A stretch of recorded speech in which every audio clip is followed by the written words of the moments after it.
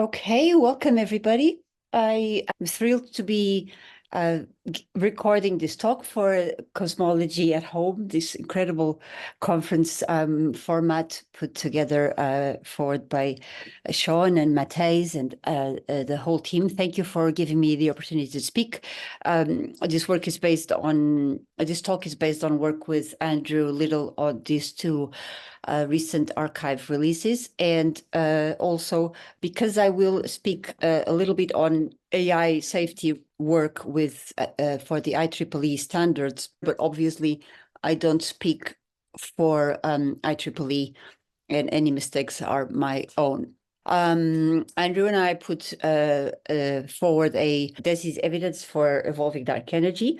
We highlighted how important it is to account for a set of priors that are well motivated from the theory side, identification of the full set of assumptions that are factored into the analysis pipeline.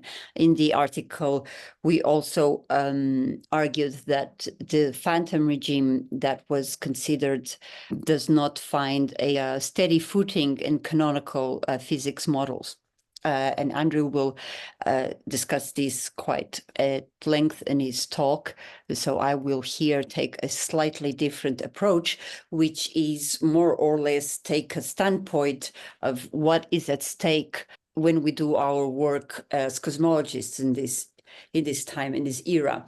The identifications of the full set of assumptions that underpin a pipeline analysis is incredibly important. As physicists, our methodologies are set the standards for other scientific fields and scientific analysis, data analysis. I've witnessed with AI, working on AI safety or AI methodology and data analysis, it has showed me that our community really controls the priors or assumptions that the result depends on better than most communities. And so we really are setting a standard when we are as data analysts for rigorous self-critical thinking and identifying our own biases when we do the analysis process. So keeping tabs on how many assumptions go into the analysis at each stage is incredibly challenging because the entire pipeline of the analysis, and this is what I want to propose today, is really to expand how we see an experiment result, because it essentially starts all the way from mission approval. So when the mission gets funded, which will be a government or an institution level, DESI is DOE-led, the US Department of Energy, then it comes in the actual processing of the data that we normally call data analysis, with all the systematics being accounted, whichever domain of the data that we choose to perform the last analysis of. And ultimately, we want to insert the result onto an overarching building of physics. So in this big picture cosmology, we really have to bring forth a result for the universe that finds an echo in theories of completion of physics, say a quantum gravity theory or string theory, or your favorite terminology when discussing ultimate theory of physics. Because I actually work in quantum gravity, there are so many associations for terminology that you choose that I sometimes just say by looking for a theory of reality. But in cosmology, and I see the DESI result and eventually our data analysis community pipeline, I see the result coming from data analysis as something that we wish to put into a theory of a complete theory of physics. And what is the challenges then that we have to keep tabs on every assumption and underlying prior that we are including individually at each stage of the pipeline during our work as individual scientists, being in data analysis, phenomenology, data acquisition. We need to keep tabs on what are the assumptions we are inserting onto the analysis.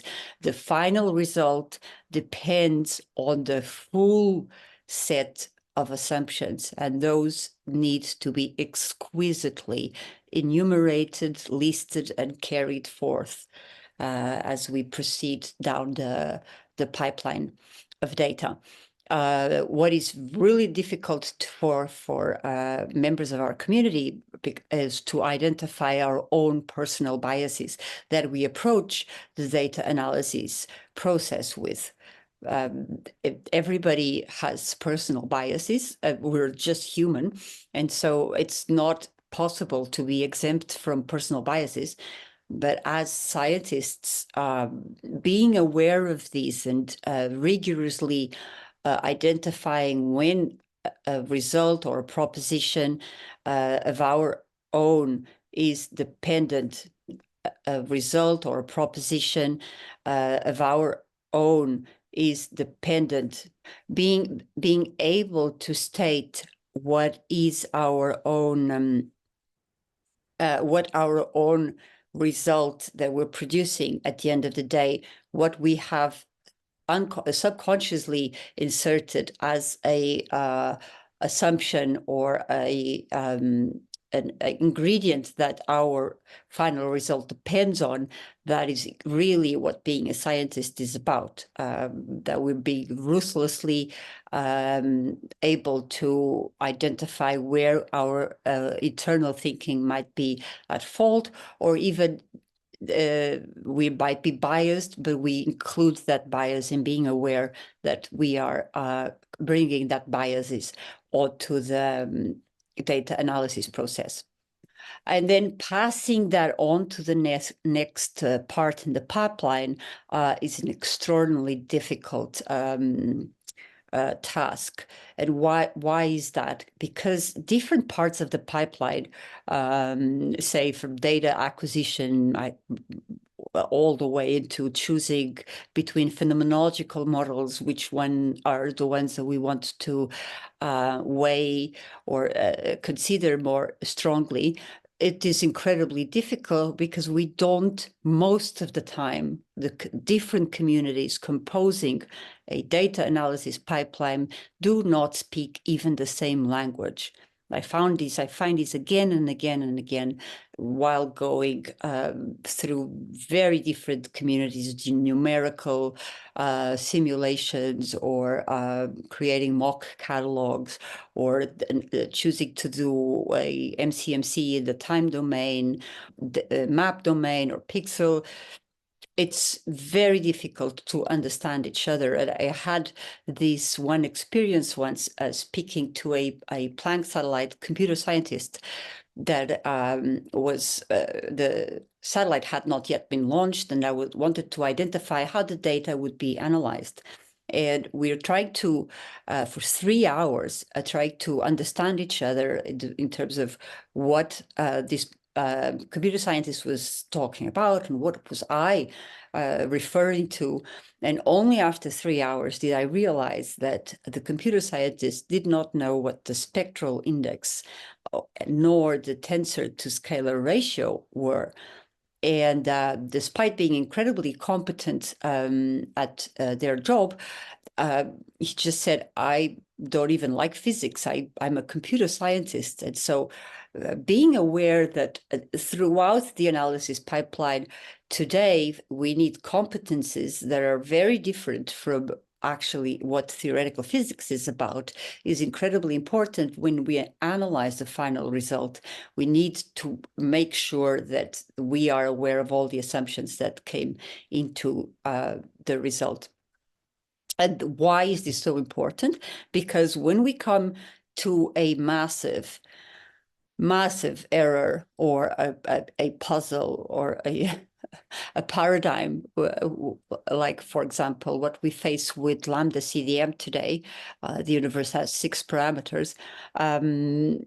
That's when we really need to go back to this list of assumptions and identify which is the faulty one, or where did our analysis go wrong.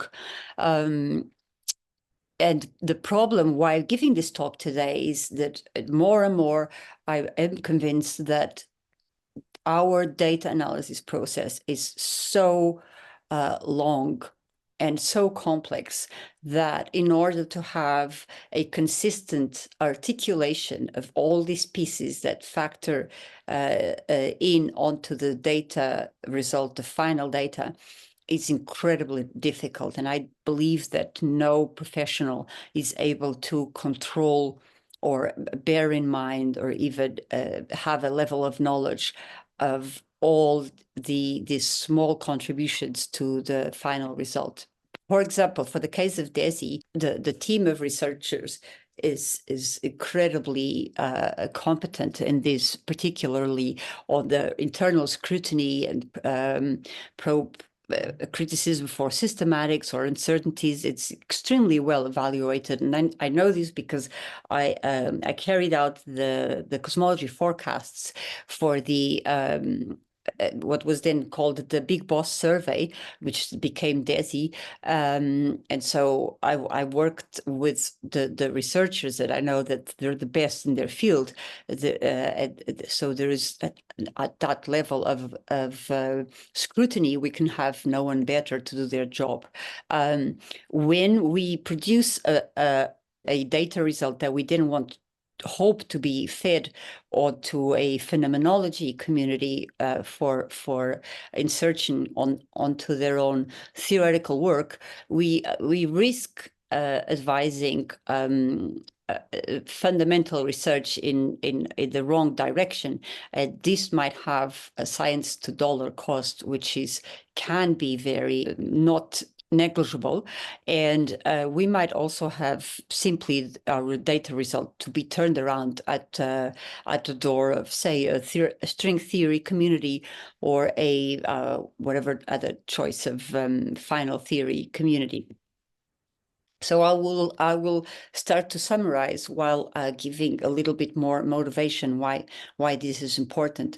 The data sets in cosmology are becoming more and more lengthy and complex, and we're factoring in different sets of data that that's getting more difficult to control the context of each data set.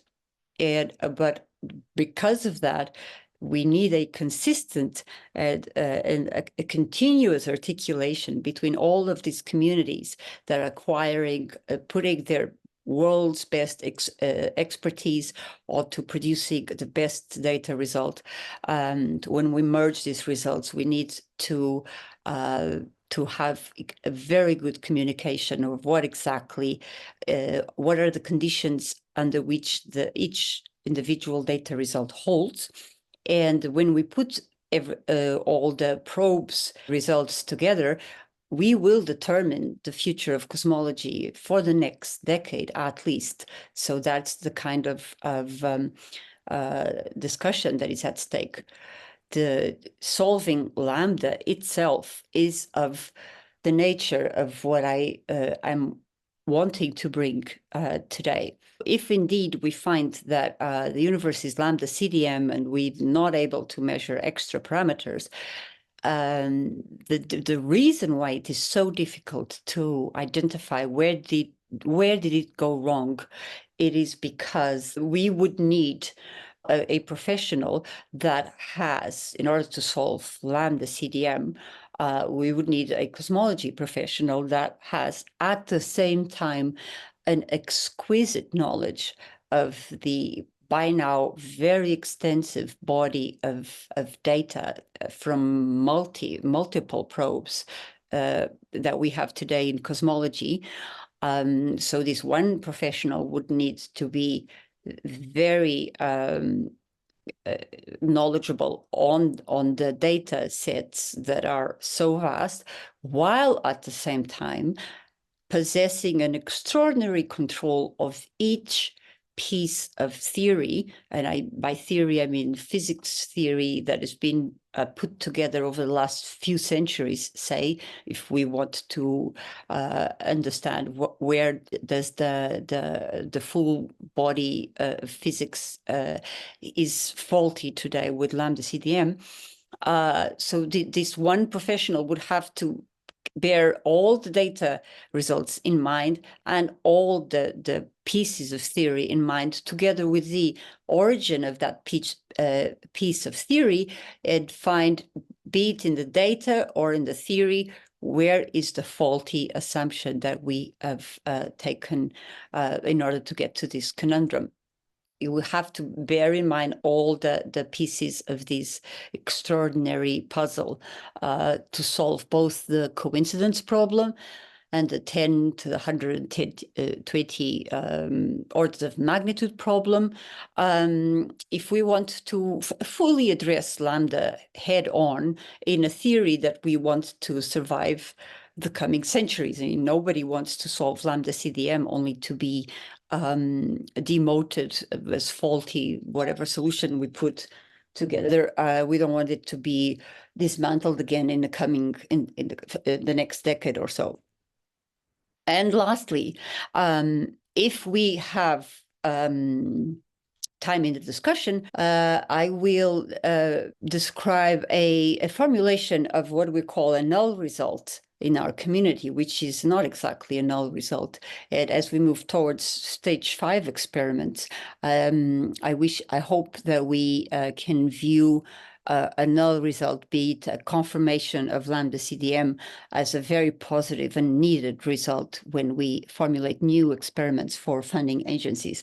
And that is all. Thank you so much, and looking forward to see you in the discussion.